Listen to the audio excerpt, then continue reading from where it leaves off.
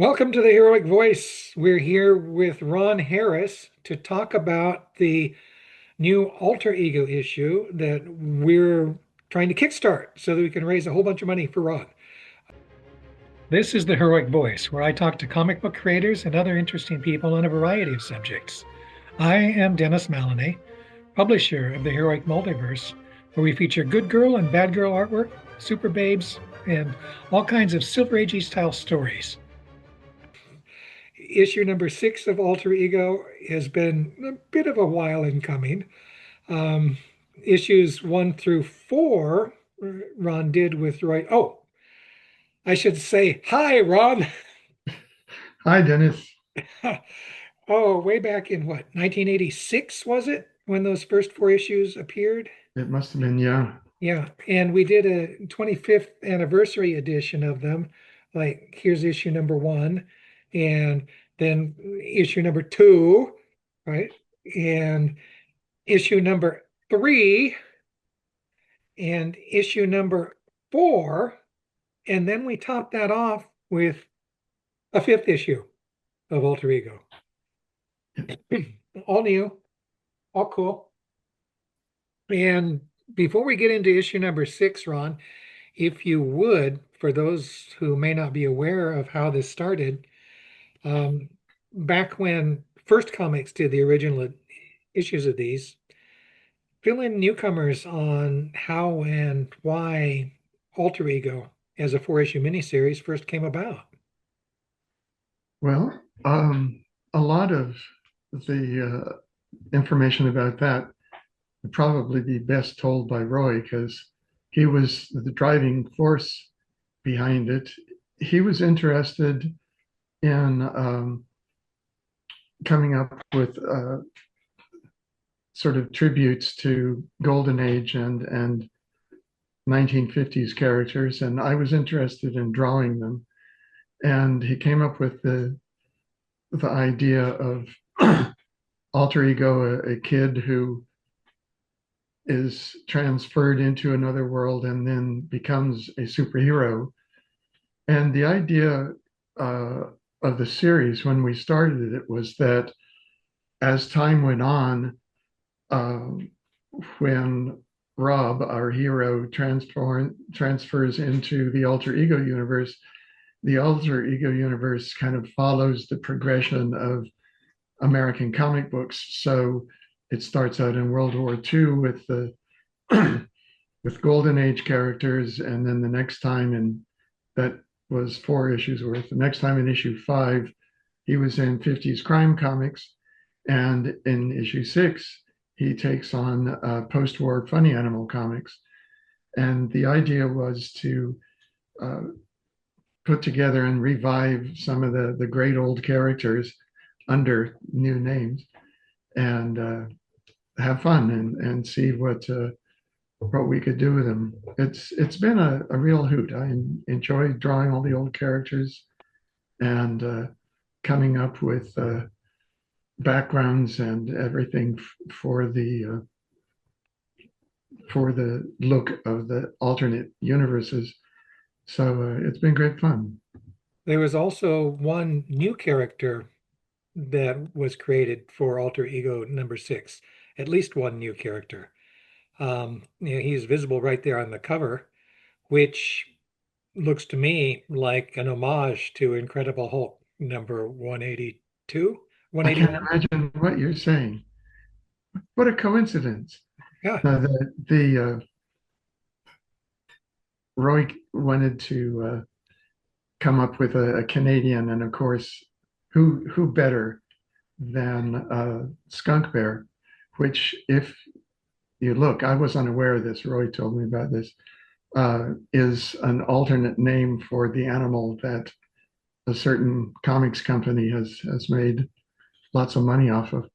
So I designed Skunk Bear and then came up with his wrist weapons, which instead of being built in are sort of a launcher of whatever happens to be useful under their circumstances. Uh, I got to tell you, I had a great time drawing. He was a lot of fun. and he also gets to smoke, which his commercial alter ego doesn't get to do anymore. Oh, that is so sad. Yeah, isn't that Yeah. terrible? So I gave him a new supply of cheroots, and he's ready to You go. you featured a few of those, classic 50s and 60s funny animal characters on the cover. There are five of them on there. Um, I remember uh, Atomic Mouse is there. I recognize Atomic Mouse. And I remember reading that in the early 60s. So a few of these lasted, I think, beyond the 1950s, even if they did originate back then. Yeah, we sort of fudged the time a little bit in order to come up with an interesting cast of characters. You know, when you look back at it, there weren't all that many funny animal superheroes, especially ones that are no longer under copyright to DC or Marvel. And the ones the ones that existed were in many cases an awful lot alike. Hmm. So it was hard to tell Atomic Mouse from Atomic Cat or whatever. Atomic But Bunny, there were three of them, as I remember. yeah, Atomic Bunny is that? Uh-huh. Um, so what I did was take the most interesting looking ones and the ones that seemed to be the most fun and worked with them. Another thing about Golden Age or post Golden Age superhero animals is that most of them had basically the same powers. They weren't differentiated. They sort of had power strength and they could fly and stuff like that. So having somebody like Firefly, who is a sort of a Human Torch character, or Skunk Bear himself, was fun because they had a little bit of extra personality to them. And of course, I had to get in the Happy, who resembles Hoppy the Magic Bunny. Um, are we allowed to say that? I Yeah, guess. you can say that. Copyright DC Comics Incorporated, all rights reserved. Um, yeah, he was interesting. Hoppy the Marvel Bunny was revived by Charlton in late 50s, I think it's mid or late 50s. Apparently, they had a bunch of old Fawcett Hoppy the Marvel Bunny stories lying around that they bought, and they took away his emblem and changed the color of his costume and relaunched him as the Magic Bunny. And Mhm. this is the one who makes his appearance here. Yeah, Roy actually discusses this in his text piece in this issue. There's a lot Yeah, of background information in there. he does it much more clearly than I. The Yes. inside front cover, for the benefit of people, these days who may not be at all familiar with the characters, we've got a whole roster of them here. All 12 of the, you know, superhero characters, some of whom are traitors, um, working for the evil Hood, who is the villain of the piece. Um, why don't we run through them quickly? You've already mentioned Firefly, and we've kind of mentioned the atomic characters, Atomic Mouse, Atomic Cat, and Atomic Bunny. But You there's know, some other ones here. We one can additional start. thing about Firefly that was kind of funny when when he first showed up in his Golden Age version, he started out saying "Flame on" and had red flame, and he lasted that way for like two issues before the lawyers came down on him and ended up with green flame, and he said "Take fire" instead of Ah, "Flame on." So very different. he maintains that on the in this story. Then Super Duper was this cute little bug. I like him. Um, B-17 was a wartime character named after a excuse me, named after a wartime bomber, and he was in an interesting couple of issues of a series that never went anywhere. Um, Happy. Uber Mouse, who used to be Super somebody or another.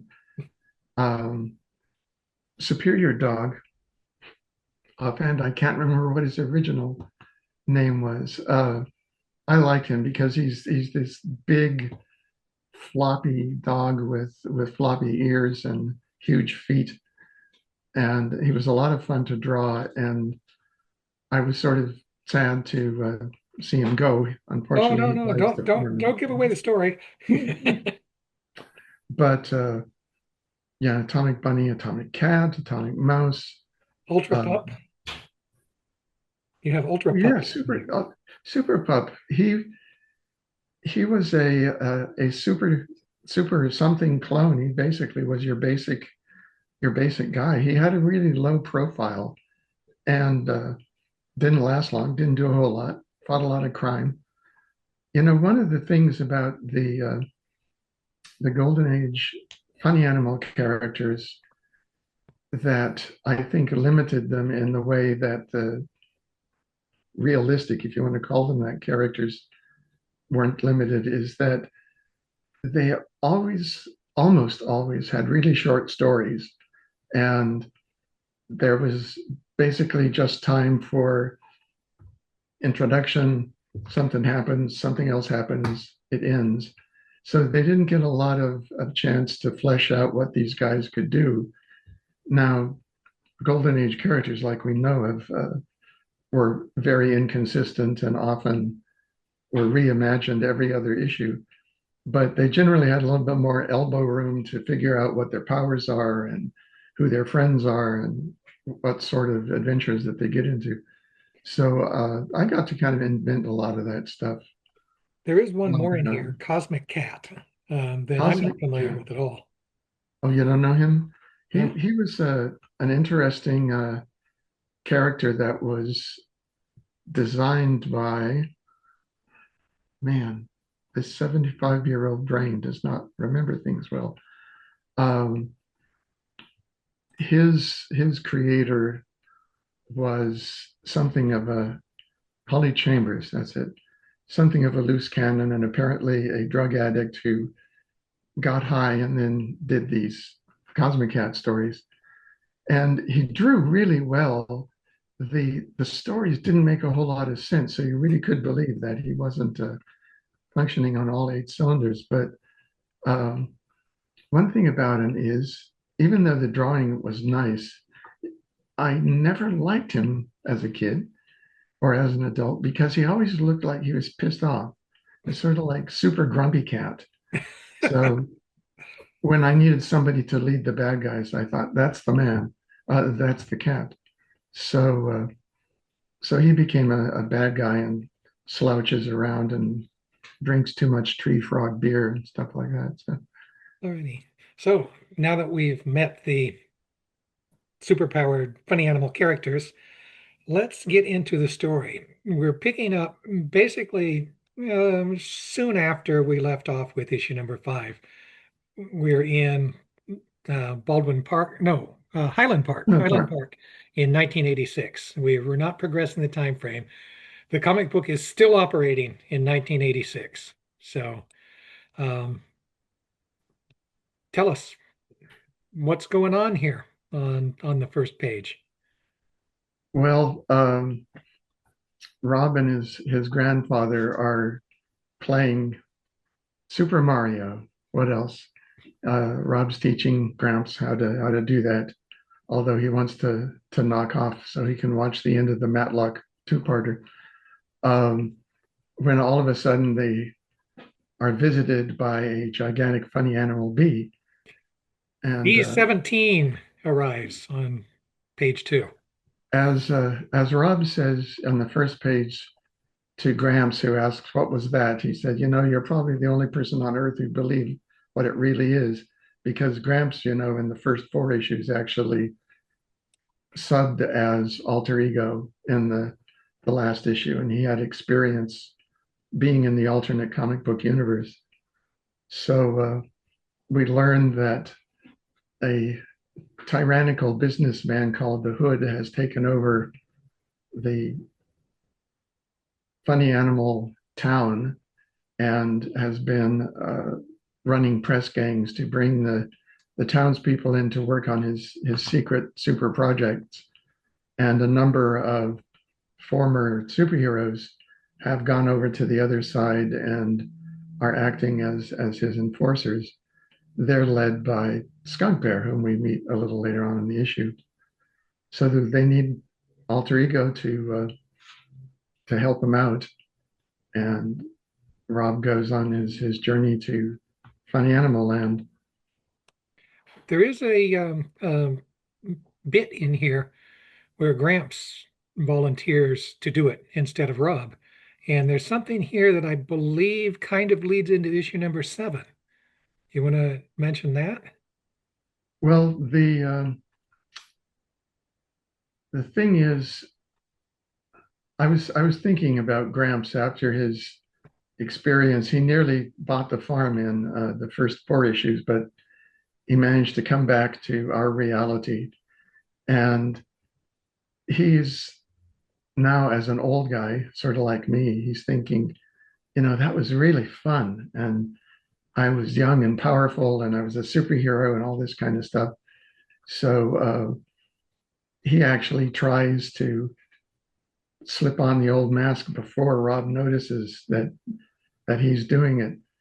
But it's really Rob's journey, and Gramps has to. He sort of decides to live with it, although whether he'll continue doing that or not is an open question. We'll have to see. Well, okay. Then B-17 and Alter Ego arrive in Funny Animal Town, and we get to meet Skunk Bear, Yeah, who, they arrive in the middle of a roundup of local citizens, and Skunk Bear shows off that he's basically a big bully.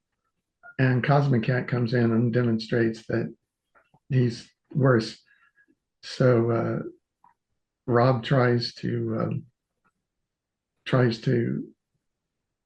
join in and stop the roundup, but discovers that the townspeople are not that eager to get to be helping to have the roundup started. So that's confusing to our hero, and he realizes that the townspeople are so scared of the Hood that they would rather lose some of their neighbors than stand up against him. So it's up to Rob to figure out a way to stop the Hood's enterprise. well, there's more than that going on here because you mentioned Cosmic Cat being worse than Skunk Bear. Cosmic Cat actually does something that explains why the townspeople are so frightened. Yeah, he basically the Cosmic Cat and his friends kill one of the townspeople who resist, and we learn later on that this has happened before. So so Rob is determined that he's going to bring this guy to justice, and he rounds up the loyal superheroes so that they can figure out what to do about it. So we're talking about a very serious funny animal situation. This is not just, funny animal. This is a real world, right? With This real, is, yeah, and they're real beings, and they lived, I believe, just like people in the superhero world. So they may look like funny cats and bunnies, but they're actually superheroes in a different form, and they have the same challenges that real world. I hate using that word when we're talking about comic books, but that real world superheroes do. alrighty. After the meeting of the superheroes, the good guys here include Happy, uh, Atom Atomic Cat, Firefly, Super Duper, Ultra Pup, and Uber Mouse. On Ubermouse, yeah. Yeah, those are the good guys. The other funny animal heroes that we mentioned are on the other side. Um, And they seem to be pretty evenly matched, as you might expect. There's like equal numbers of good guys and bad guys. They're pretty equally powered. Um, so we need to find out if Alter Ego can tip the balance. But then the Hood, the bad guy of the story, does something a bit unexpected. Yeah, he offers Alter Ego a job. The Hood is, I also really enjoyed this guy because he he sort of plays against the typical comic book uh, meg, megalomaniac, Megalomaniac. yeah, villain is incredibly smart and is a brilliant tactician and is basically superior to other human beings. And the Hood, from the beginning, we start realizing that he thinks that he's that sort of individual, but he's actually something of a boob. And he goes through the whole thing with this sort of fantasy version of how he's going to take over the world and what he's going to do with it. But he ends up in screwing up all the time because he really doesn't know what he's doing. He has a lot of power, but he hasn't got a lot of sense. So, One thing I notice here is that Alter Ego, who kind of lost his ability to fly in issue number 5 because he was in a world that superheroes didn't exist anymore, still can't fly. And this kind of puzzles me. Maybe you can explain it because he's in a world now where there are, in fact, superheroes. So why can't he fly? um, basically, the superheroes at the period that the sort of generic period that this is set uh, are low powered versions of their old selves. And we know that there were a handful of superheroes that managed to last into the 50s, but they tended to be less flamboyant and less super powerful than they were. Uh, this this will change, but for the time being, he's stuck having to hike up to the Hood's house rather than just flying up there. Alrighty. After the Hood makes his offer to Alter Ego, who pretty much turns it down, we get an appearance by Superior Dog. Superior dog. Yeah, he's the only one of the turncoats that has a sense of guilt, and he wants to make up for the fact that he let the Hood lure him into this life by promising him an easy life and fun, money, lots of beer, I don't know what. And when he started seeing the roundups escalate into to people getting killed, he just couldn't take it anymore. So he sees the opportunity of making up for some of that by showing Alter Ego a way into the Hood's factory, where all of these people who have been kidnapped are forced to work on the assembly line. And we get a sense of what it is that the Hood is doing here. It looks pretty much like he's building a whole bunch of weapons that he intends to use to take over the world. Yeah, we don't know exactly what, but he's always building new contraptions and new inventions. So that was a that panel's a lot of fun to draw because I was riffing on Charlie Chaplin's Modern Times, Ah, uh, the conveyor belt where that's everybody why it looks familiar. is sitting there turning. And then if you look in the lower left-hand corner, a couple of the guys are working on the Metropolis clock face things at the beginning of Metropolis. I don't know what they were doing, but that was a great image of them standing there, having to change the hands Yeah. of the clock. And So then sadly, Superior Dog pays the price for his betrayal of the Hood. Uh, unfortunately. yes. And And then we, then we have a confrontation, the long-awaited confrontation between Alter Ego and Skunk Bear. and that works out to a draw for reasons that I'll let everybody read for themselves. But it leaves Skunk Bear really unhappy because the the fight is interrupted by the Hood, who knocks Alter Ego out, and Skunk Bear wants to finish it and see who's the strongest. And this is sort of the beginning of a growing disillusionment between Skunk Bear and the Hood. Skunk Bear is working on this as a mercenary, and the Hood's the boss. And as a mercenary, he's supposed to do what the boss does, but he's starting to realize that he may have signed up with the wrong team. Mhm. Then, as you said, the Hood proves himself something of a boob by mm, delivering Alter Ego back to the heroes. He figures that because he's successfully knocked out Alter Ego, that basically if they toss him out of the blimp at a large altitude, he would hit the ground and splursh. Um, our heroes managed to work that one out, but it's just the first that we realize that all of these marvelous inventions of his, he really he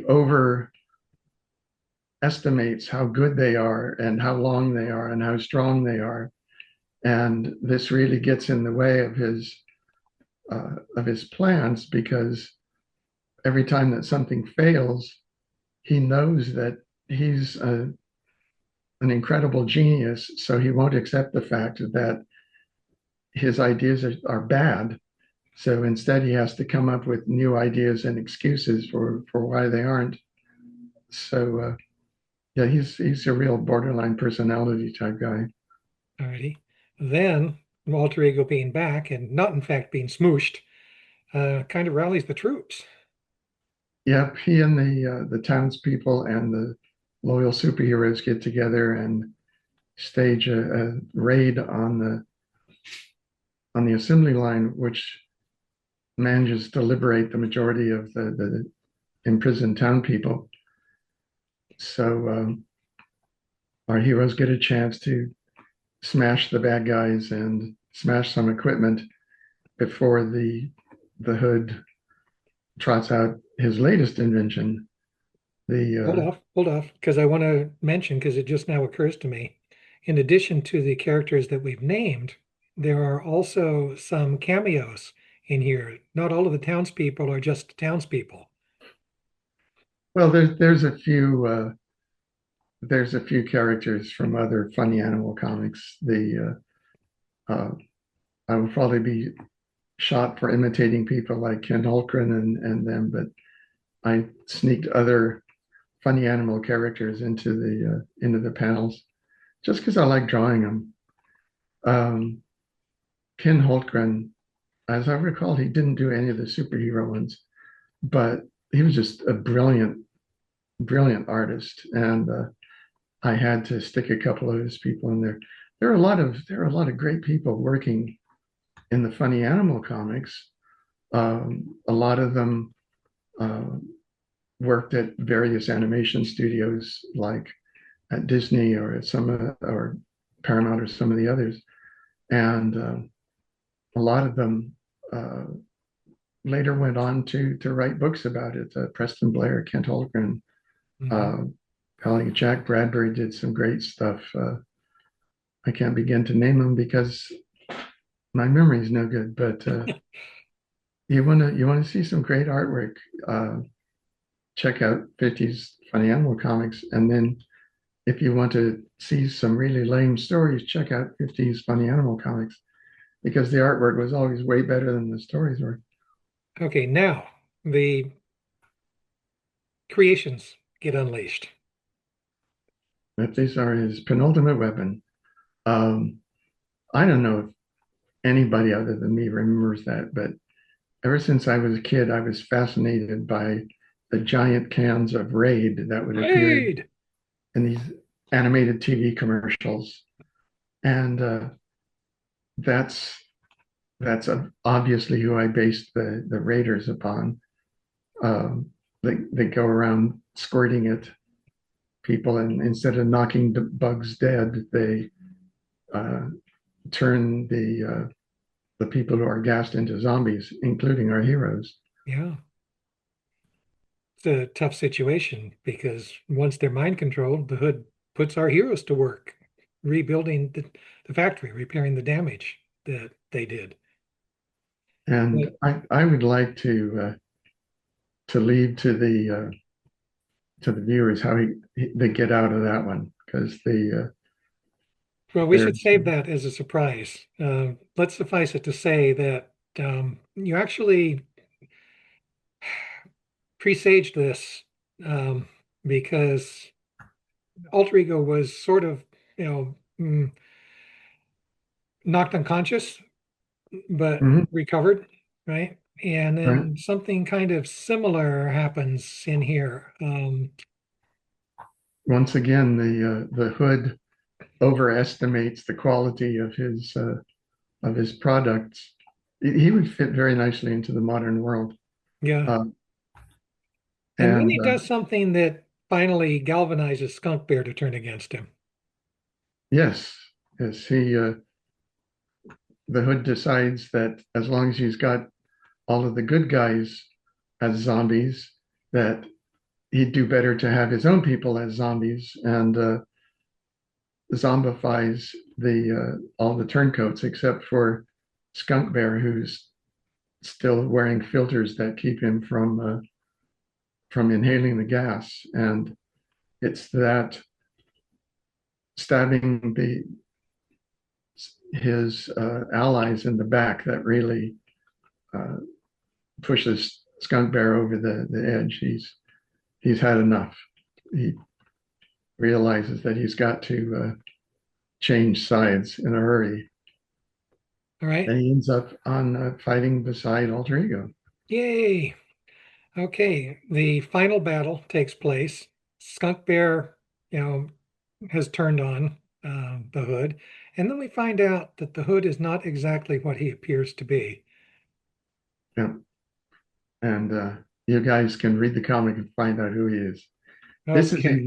this is a real character, by the way, who actually had the particular weakness Weakness. to his superpowers. That I can tell you that whenever he was hit on the head, he would lose his superpowers. So that's all I want to tell you because Okay. All righty. And I so it know that no one continues. will ever remember the guy. I mean, it's one of those things at the beginning of this of the story when we saw the list that you made of the various characters. I thought, geez, does anybody really know who these people are? And if you do, you need to get a life. It's, Oh, or but you know, that's me, you know. remember some of them anyway. So anyway, the final battle, the bad guy is defeated. Um, Skunk Bear and Alter Ego apart, not entirely on good terms, because Skunk Bear still wants to fight him, but Right. it's And who knows? They may meet each other again. right. And then something strange happens that may lead into issue 7, as I suggested earlier, that there was a little bit that may lead into issue 7. Rob takes off the alter ego mask and something doesn't happen. Yes, he is still in this alternate universe. And yes, it does tie into what happens in the next issue and explains how the cover to number 7 can possibly be, where Rob is watching alter ego smooch up one of the 1950s babes. So Romance comics. romance comics, sort of. Yeah. See what you think. I think that's going to be fun too. But in the meantime, enjoy the superhero funny animals because I We certainly enjoyed working we on have a them. preview of the cover, uh, our romantic adventure. And then we have an article from Roy, talking about the funny animals from his perspective, giving us some background. And then we wrap it up with a preview of some, upcoming heroic publishing titles, which I highly recommend. Right. So that's the issue. Let us wrap this up. Well, we just wrapped up the comic. Let's wrap up this interview by highly recommending that people who like what we're doing here, what you're doing here, because this is your show. You not only drew it, you actually wrote it. Yes. In this You- case, Roy and I um, co-created the basic theme of what was going on, and then I was honored to do the plotting and the writing as well as the drawing. so we So have a Kickstarter going as of this, or we will shortly. We're not going to post this until the Kickstarter is live. We're about to go live. So when people see this, we will direct them with a link to that Kickstarter where they can buy not only, well, sponsor the book and get as the rewards, this issue of Alter Ego. We'll also have some other options. We were talking maybe about offering some original art from you. Certainly, we'll have the trade paperback, the 4 issues of Alter, the 5 issues of Alter Ego that already exist, and quite a few other things. So I would encourage people to support this because in this Kickstarter, pretty much everything that comes in is going to be going directly to Ron, right? This, I encourage you. Yes. yeah. So, do you have Pledge any that. last Pledge words, lots. last thoughts on this before we wrap it up? Before going, I just wanted to show a couple of pages of original art. Ah, please. The This issue was something of a turning point. About half a dozen pages were completed in the normal pen and ink on paper business, and then the rest of it was done digitally. Most of this was because my aging hand is getting a little bit shaky, and it was nice having the opportunity to undo when I did a particularly sloppy line instead of painting it out with white out. But anyhow, the pages came out great. Let me show you a couple of them. Here's the cover. It was modeled obviously on Herb Trimpe's immortal cover to for the Hulk. And you give So credit. that's why I give Herb credit down the line. That was a great cover, always has been. Um, Here's a action page from inside. You know, when I first started trying to get into comics were still drawn twice.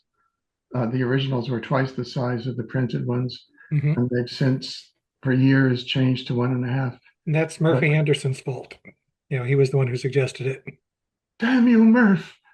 Um, I never really adjusted. So when I have the option, I like to do them twice up. So here's the confab at the Hood's place when the Hood makes the offer for Alter Ego to join his team.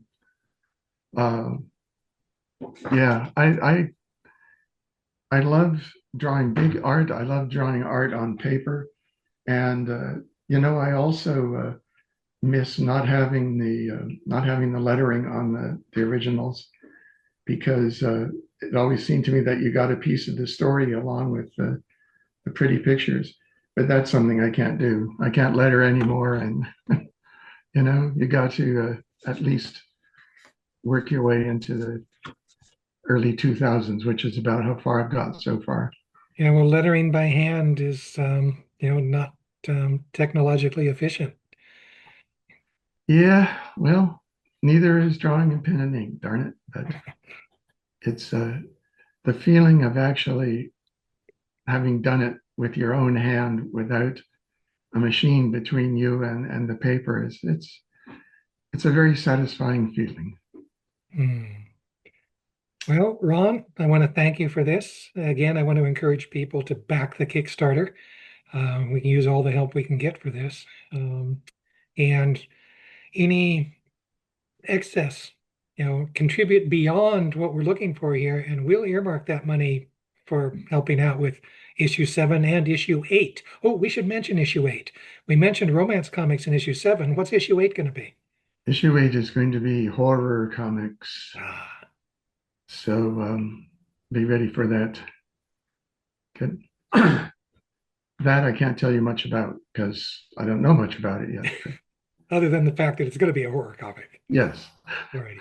Alrighty. So let you know. That's Meantime, it. good luck. That's it for this session. Have a good weekend, Ron. Thank you. And thank you to all the people out there who are watching. Alrighty. Take Oh, care, Dennis. take care. I also want to encourage people to visit the Heroic Voice YouTube channel. And in particular, if you like this, press the button, press the like button, subscribe, and share, because that's the only way we're going to grow this. Good. Alrighty. Bye bye.